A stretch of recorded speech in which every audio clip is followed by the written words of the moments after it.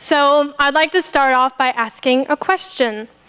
How many of you have met someone who has been acting in a certain way or seems so inclined to be bad that you can't imagine them to be anything but that bad, or you can't see them changing? Yes, hands? All right. And what about, have you ever seen a situation, some circumstance that seemed so bad that you couldn't see any way out of it, whether it was for you or some other person? Yes, a lot of hands. And what about someone in an unhealthy mindset or just physically unhealthy that you can't see them getting any better? It's incredibly sad, but it's true. And, well, it's a very natural mindset to have. And especially when you're that person, it feels so awful, and you get so closed up in that mindset where you just can't see any way out. And like I said, it's very natural, but the issue with this mindset is that we are limiting God's power.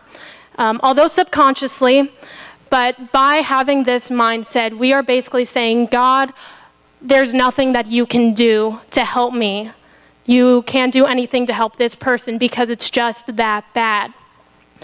And whenever we have this mindset, and we're at least subconsciously saying that, we are forgetting or not having faith in who God is, that He is good, that He is faithful, that He is forgiving, merciful, and powerful. And so with this, we can't limit God's power to the natural, because God is supernatural, and He has this supernatural power and love for us that He can do anything. And no one and nothing is so far out of reach of God. And He can take your challenge. You can tell Him, God, I want you to do this. And He will take that challenge, and not only will He meet your challenge, but He will meet it beyond you ever could have thought or imagined. And this is why my message is titled, Beyond Help to Beyond Helped. Ooh. Oh, thank you. I made all of these slides, so please ooh and ah. So for this message, I want to take you more, at least in the Bible portion of it. I don't know. I want to talk about the story of Paul. And it's definitely a very well-known one and something that we can all sort of think about. But even so, I still want to go through his story in general terms for a little bit. And then I want to help y'all focus on 3 other parts of the story. So Paul was originally named Saul, and he was born in a very zealous family. And whenever he was grown up, he was very notorious for being a murderer, and he put men, women, and children in jail. And it was in this point of life that he was on the road to Damascus, and that is where he had an encounter with God. And God came to him, and there was this really bright light, and it blinded Saul. And God said, the famous lines of, Saul, Saul, why are you persecuting me? And so God let him be on his way, and he was blinded for 3 days, and eventually he came to Ananias, and he was, I believe, a prophet. And one way or another, God told him, you have to heal him. And from there, Saul was healed from his blindness, and he was baptized. And from there, he joined other disciples, and he went and was a missionary, and he is very well known for bringing God's message of salvation to the Gentiles, to us. And from there, he taught the Gentiles. He faced a lot of persecution, and even at one point, there's a really famous story in which he and another disciple, Silas, were tossed into prison, and eventually God there was an earthquake, and God made the prison doors open, and they were able to leave. And at one point, he raised someone from the dead, which I don't know why I didn't know that until I started reading through it. And he obviously did so many things. You can even see, look at the Bible, and the majority of it, he wrote it. At least he was the author who made the most in those, the one author. Anyways, you know what I mean. And at the end of his life, he was beheaded. So for my sermon, I want to basically take you a little backwards from the story. And I want to emphasize what God can do about your circumstances, your condition, and your character. Okay. So, as for your circumstance, I want to start y'all off in Acts chapter 16, verse 25 and 33. And I'm not going to make y'all read all of this. I will read it for you. Unless y'all all want to say it together. Come on, everyone. All right. But about midnight, Paul and Saul were praying and singing hymns to God, and other prisoners were listening to them. Suddenly there was a violent earthquake, and the foundations of the prisons were shaken. At once all prison doors flew open, and everyone's chains came loose. The jailer woke up, and when he saw the prison doors open, he drew out his sword and was about to kill himself because he thought the prisoners had escaped. But Paul shouted, "Don't harm yourself, we are all here." The jailer called for lights, rushed in, and fell trembling before Paul and Silas. He then brought them out and said, "Sirs, what must I do to be saved?" They replied, "Believe in the Lord Jesus, and you will be saved, you and your household." And then they spoke the word of the Lord to him and all of the others in his house. And at that hour, the night, the jailer took them and washed their wounds. Then immediately he and all of his household were baptized. So the way they got into this prison in the first place, they actually, They casted out a demon of this, I believe, soothsayer. And they got flogged for it and, once again, thrown in prison. But despite their circumstance, they didn't fear. They didn't say, "Woe is me." They turned to God and they prayed about it and they sang hymns to him because they knew that God would take care of them. The faith that they had not only saved them, but it also saved the jailer and his household, which is absolutely amazing and just shows what your faith can do. And for this, I want to tell y'all about a pastor that actually my mom really loves listening to, and her name is Joyce Meyer. She is a phenomenal preacher, and she travels all around and preaches great messages.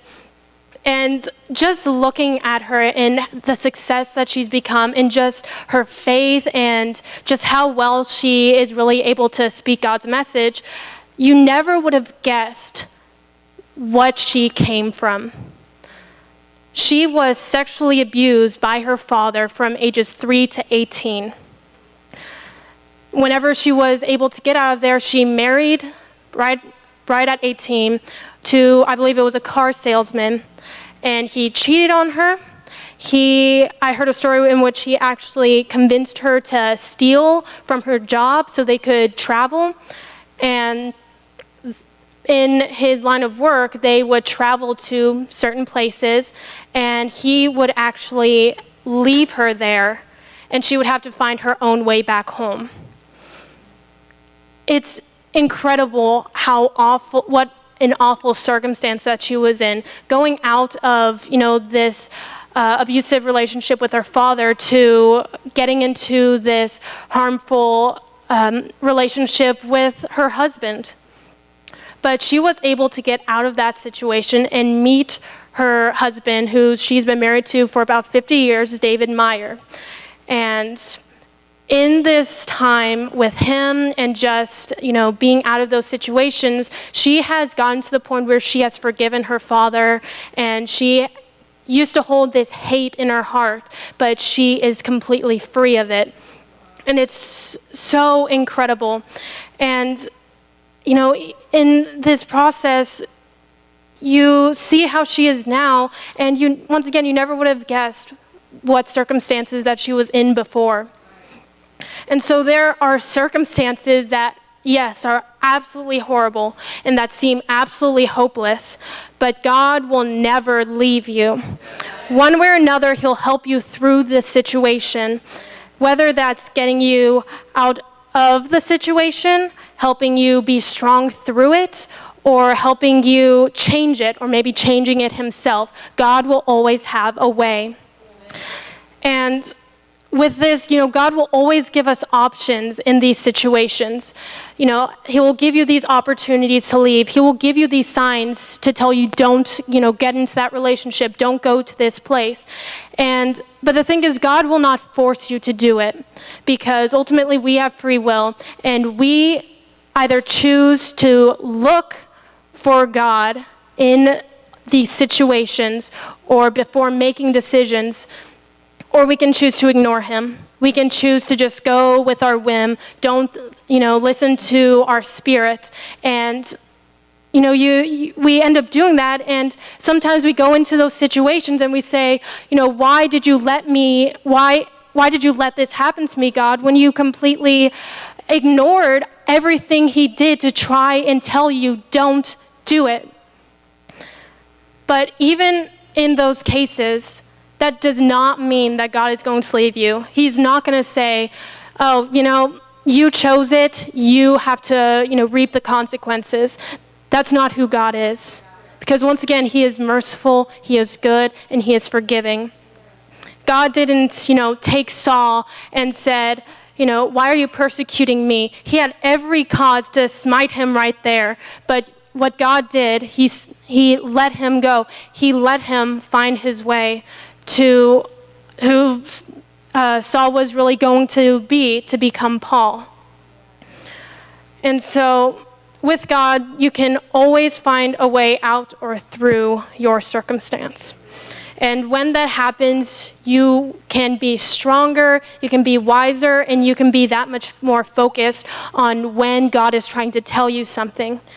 And there's a verse that I really have come to love recently, and that's Romans 8:28, that says, we know that all things work together for those who love, goodness, skipped an important word. We know all things work together for good to those who love God. It doesn't matter whether you ignored God's signs to get into a situation, or, you know, you were born into some sort of circumstance. One way or another, God is going to get you out of it. He's going to help you out of it. And no matter what has happened in it, there can always be good that comes from it. But sometimes it doesn't even seem that way. There are certain circumstances, whether, you know, they've been awful or even not that bad, or just something about it changes you mentally. And that's where some people end up getting to depression and anxiety and PTSD and all of these sorts of things. But this is where I want to transfer over to my next point of what God can do for you, and that is work on your condition. And this is where I want to bring you all to Acts 22:11-13. And this is at the point where he was blinded. And he says, since I could not see because of the brightness of that light, I was led by hand to those who were with me and came to Damascus. And one Ananias, a devout man, according to the law, well spoke of by all the Jews who lived there, came to me and standing by me said, Brother Saul, receive your sight. And at that very hour, I received my sight and saw him. So after being blinded by God's light, despite the condition of his blindness, he didn't need to stay that way. God gave him a way out. Just like I was saying before, God will always give you a way out. And this is where I also want to talk to y'all about a story that has been talked about recently, but I heard Pastor Eric talk about it a few times, and I do think Pastor Alec preached on it not too long ago. And that's the story of Robert Bannister. And he was one of two men who were diagnosed with a disease that both of them wouldn't have been able to walk again. But Roger Bannister did not accept it. And after a really long time, he kept trying to get up out of his wheelchair. He kept trying to walk. And finally, he was actually able to regain his ability to walk, and he could continue running. I think he was a runner before he was diagnosed, and he continued running. And not only was he able to beat this condition, he actually set a world record on the fastest 1 mile at that time, and he was the first person to run a sub 4-minute mile. I can only run like a 5-minute mile, 6-minute mile. No, I can't. And at the end, it actually was revealed that the doctor misdiagnosed one of them, but it wasn't Robert Bannister, it was the other man. And the other man did not have that condition, but because he accepted it, he could no longer walk anymore. But although Roger Bannister did have that condition, he did not accept it, and through his mindset, he decided to keep trying to get out of it, and he succeeded in overcoming. And so how you approach your condition is so important on overcoming it. Whether it's mental or physical, and people can look at you and say, you're never going to get better, you have no chance of recovery, and upon looking at yourself, you may not be able to see that either. But if you have faith in God, not only will He heal you, but you can become healthier and stronger than you were before, even healthier and stronger than you could have ever imagined. And so with God, you can heal above and beyond your condition. And so this is actually where I want to transfer over to my next point, because it is our conditions and our circumstances that we have gone through, they shape our character. It's very easy for what's been done to us or what we've gone through for that to make us become a certain kind of person. And so for character, which is my next point, I want to take y'all through. We're going to jump around a little bit. All going to stay in Acts. Acts 9, 3 through 8 is where we're going to start off. And so, as he journeyed, he came near Damascus, and suddenly a light shone around him from heaven, and he fell to the ground and heard a voice saying to him, "Saul, Saul, why are you persecuting me?" And he said, "Who are you, Lord?" Then the Lord said, "I am Jesus, whom you are persecuting. It is hard for you to kick against the goads," which is an expression. Don't totally get it. So he, trembling and astonished, said, "Lord, what do you want me to do?" And the Lord said to him, "Arise and go to the city, and you will be told what you must do." And the men who journeyed with him stood speechless, hearing a voice but seeing no one. Then Saul arose from the ground, and when his eyes were opened, he saw no one, because he was blind. But they led him by the hand and brought him into Damascus. And now I want to go down to Acts 9:15, and this is where the Lord appears or speaks to Ananias, telling him, "I want you to help Saul." And Ananias says, you know who this guy is, you know what he does, everyone fears him, and basically saying, I don't want to help him, he's that kind of person. And Acts 9:15 says, "But the Lord said to him, 'Go, for he is a chosen vessel of mine to bear my name before the Gentiles, kings, and the children of Israel. For I will show him how many things he must suffer for my name's sake.'" And skip down to Acts 22:14 through 15. And this is after he has met Saul. And Ananias says, "The God of our father has chosen you that you should know his will and see the just one and hear the voice of his mouth. For you will be his witness to all men of what you have seen and heard." This is all about the man who was murdering God's people, who was once again notorious for murdering, for throwing away innocent people. But he is the one God has chosen to bring the message of salvation to the Gentiles. How you just think about who Saul was, and you couldn't imagine him changing at all. How could the man who was just murdering your people become the one who speaks to save them, to save your people? It's incredible. And, he was one of the most feared people, yet he's the one who became responsible for spreading that message. God's intervention in Saul's life helped Saul decide to change his character. This is where I want to go to a video I recently saw. It was a TED Talks, and I just clicked on it. I don't even remember how I got to it, but it sounded really interesting. And it was titled, "I Was Almost a School Shooter." And this was a story of a man named Aaron Stark, and he recounted his life and what almost brought him to the point where he was going to shoot up his school. He was born into a family, or rather, he really just had his two parents. They were both violent, aggressive, and drug addicts. And they were always on the run because drug addicts.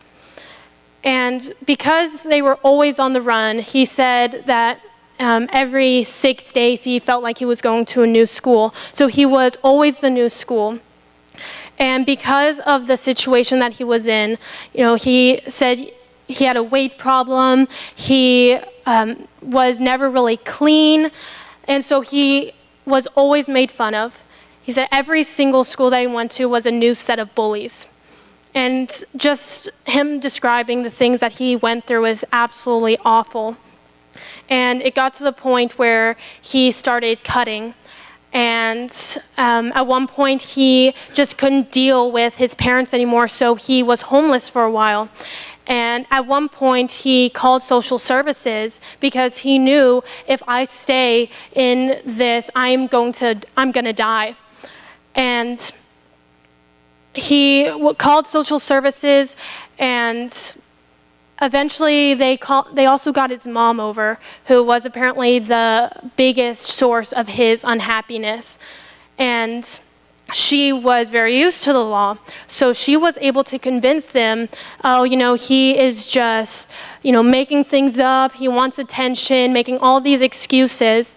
And she was able to bring him home. And one of the most awful things that I really heard from this video was that apparently on their way back home, he once again was cutting. She said, "Next time you should do a better job, I'll buy you the razor blades." It's very hard hitting, and it's real.